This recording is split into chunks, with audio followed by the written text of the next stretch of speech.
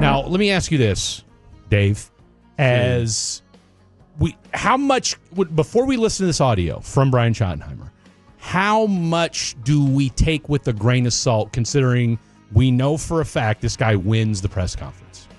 So do we have to be measured in our approach when it comes to how we receive Schotty's messages? I think that'd be smart to be measured, but I think you also have to take it for what it is, that he's a pretty good speaker, and I think this is just who Schottenheimer is. I don't think he's putting a front on. So I listened to the press conference without having anybody give me anything in my ear to tell me to look out for this or that. I just listened to it full sail, and I enjoy what he had to say. And I think this new style of coaching is falling under the correct trees for how this current iteration of the team wants to be coached. And I think it's going to go a lot better than people think. Just as far as how he's received, whether it goes into wins or losses, that we'll have to wait and see. But just how the team receives his message and implements it. Still got to go out there and play football. Still got to do all the things that you need to be a good football team. But I think as far as getting his message across, I think we're on the right track. And as soon as I say that, getting messages across, somehow the Stars are already down 1-0. Edmonton's already scored, and we're not even 4 minutes into this game. All right, so this is Scotty. This is Schotty wanting the best culture. Very easy. I want to be the greatest culture in professional sports, and that's saying a lot. I get that, but it's no different than sitting up here and talking about winning Super Bowls. There's a standard. The standard is we want to be the best, and will we be the best culture? I don't know. We're going to try. And so I'm what does the best culture in sports look like? I think that's something that you don't realize in the moment. It's one of those things this is probably a bad example, but I feel like other people have to tell you about it maybe 5-6 years down the road when they're retired, and they talk about how good of a locker room it was and how banded those guys stayed together. Because in the moment, us as the media only get to see so much unless one of the players starts a podcast, but even they're going to be biased. We're never going to really know what it's like in that locker room, what it's like in team meetings, what it's like in practice, what it's like in the huddle, what it's like on the sideline. It's all us looking from 1,000 yards or information that is given to us for a reason. And I just, hey, George Pickens and Dak were fighting every day. Why would the people inside the building let you know that so you don't know if it's a good or bad culture, in my opinion, until after the fact? I'm going to disagree. I'm going to say you know a good culture when you're in it. And whether that's depending upon where you work at. But how do we know? I agree that yes, as the player and the people are part of the culture. But how does you're right. I think for us it'll be a little bit harder to glean. But at the same time, too, though, I go back to what Peyton Hendershot said at Super Bowl media days last year, right? The Chiefs as a zoo, yeah. But that was an after fact. That's my point. You don't know until players are removed from it, they can speak freely about the culture in the locker room. Well, no, but he knew that culture was. But he knew. To your point. But he's also biased. He's no longer on the Cowboys. So how do we know there wasn't some contract talks? It felt like he did bad and had no problem speaking ill of the Cowboys. Same with DeMarcus Lawrence. I don't think he was speaking ill of him. He said, "Look, there was a difference in how the Cowboys go about their business, and how the Chiefs go about their business." I agree, and I think he has a right to say that. But I think we'd be naive to say that there's not a little bit of bias that goes into it. He's on the Chiefs, so he has no allegiance to the Cowboys anymore. It's not as if he was his last day on the Cowboys and he said, it's like a zoo in here, even though I know I'm leaving. He was in a whole different place and go, well, that place wasn't really great. Most people, it's not uncommon for people to have ill things to say about their last place of work. Now, it's always not the best, way to go about it, but to each their own. DeMarcus Lawrence, i.e. him in Seattle, saying about how bad the culture was in here in Dallas, Micah not working hard and worried about the podcast. We hear a lot about this stuff from guys removed, and maybe it's true, maybe it's not. I'm not in that locker room every day, so I don't know. But I'm saying those opinions we hear outside of players leaving, they're going to be biased. Whether we agree with them or not, it's a biased viewpoint. Everybody's going to be biased. Agreed. You're going to be, Jerry Jones is, Brian Schottenheimer's going to be biased. Look. So I'd say it's hard to tell. Look, if you ask Mike McCarthy will tell you, hey, I thought the culture was fine last year. Agreed. It's not my fault that Dak Prescott, ripped a muscle off his bone, and I'm stuck with Cooper Rush. So what's an indicator for the best culture then? How do we grade that? I think it comes down to how guys act off the field. Mm-hmm. Agreed. Okay. I think it comes down to a team with no drama. I think there's 100% that, right? And I think you just look at how the team performs on the field. Are they committing penalties? Yeah. Or is it dumb guys are running in late. What's it like on the sideline when a bad play happens? Okay, think of it this way. Now, again, we're think back to, and I can't remember it was somebody here on 105 The Fan that was talking about this when Dak and CeeDee got into it last year. That wasn't great, remember? Right? And it wasn't some huge blow up. It was more for us local people. But from a local stand, and trust me, I mean, ESPN aired it, and we saw it on, it replayed it on whatever channel it was on over and over and over again.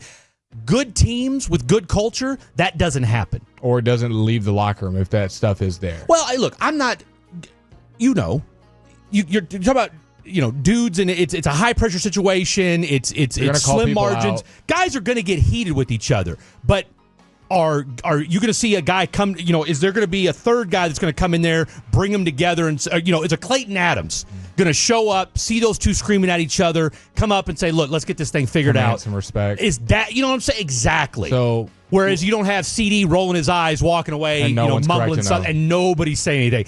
To me, and I think that, and Shotty was there last year, right? And but didn't have much of a voice. Didn't have much of a voice, right? So, last thing, then move on to the next quote. Who would be an example for a team with great culture that comes to mind then? That we're kind of grading on. You need to be this version for us to say you're a good example of a good culture. I think the Chiefs. I think the Eagles. I would say the Eagles. Remember with all the stuff that went on with them the last couple of years, their coach on the hot seat, shaving his head, yelling at fans. And I think, look, I would disagree that's a good culture. Okay, I'm not saying they don't win; they win a whole lot. But so you think so that's my point. And the guy at the head of the snake showed that he wasn't a great leader. Wasn't a great leader. He went out and got two. I mean, here's the thing: because that culture is what it is, they didn't miss a beat. You've been to 2 out of the last 3 Super Bowls. You're going to tell me that's not a bad... I'm not. You're talking about winning. I'm talking about 0 on the field. What crappy team has a good culture? No, that's not my point. You brought up the Eagles, and I said the Eagles are good at winning football games. But when I say... You don't think a good culture leads to winning football games? I think it does, Frederick. But I don't think... When I think of the best cultures in the league, the Eagles are not one of the first 10 teams to come to my mind. And then you base it off they went to back-to-back Super Bowls. I mean, what do we... Okay, so we think the Saints have a good culture? That's not what I'm saying, but are we just going to say the best culture of the teams that have won? Yes, absolutely. I mean, what crap? Carolina's got a good culture? No. You're misconstruing it. I think a team can go to the finals, can the Super Bowl, and not have the best culture in the league. See, I disagree. How you have a bad culture and win? I don't know. Nick Sirianni keeps finding out a way to do it. I'm not saying that they don't. I think Nick Sirianni's a better coach than people give him credit for.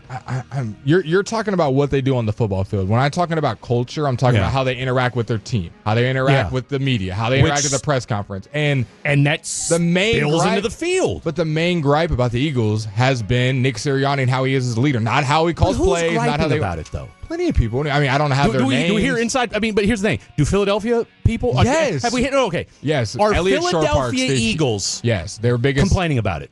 I just said yes. Their biggest reporter, Elliott Shorr. Okay, so because we've heard him, by the way. I'm not saying he's the only. So that guy who, by the way, is as boisterous and flamboyant as all get out. So he's the barometer for Nick Sirianni. You said, is there any people on the Eagles? Okay, so you named one guy who's a reporter. Yep. I'm asking you, name me what have we heard from the football team itself where people have complained about Nick Sirianni? I'm not in the Eagles circle, so I wouldn't personally hear it. My point is, outside of, and look, Philadelphia media is that's a whole nother deal right there. Mm-hmm. I would not say their culture is the reason that they're winning. I think they have a great roster. We'll disagree on that because I think they've got a great. I think they've got a great culture. 2-0.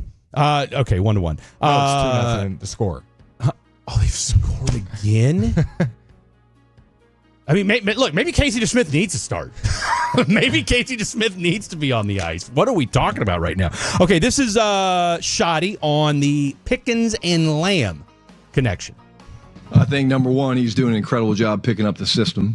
I talked about his intentionality last week, I believe, just how hard he's working. But there was a play. We're in the red zone, and we're in kind of a spread formation. And we hit him for a touchdown. Joe did on a little a bender, like a little skinny post, down in the low red zone. And CeeDee was on the other side. And when CeeDee broke out and he looked back to see where the ball went and he saw George in the end zone, he kind of dragged his toes up. CeeDee was like, Yes.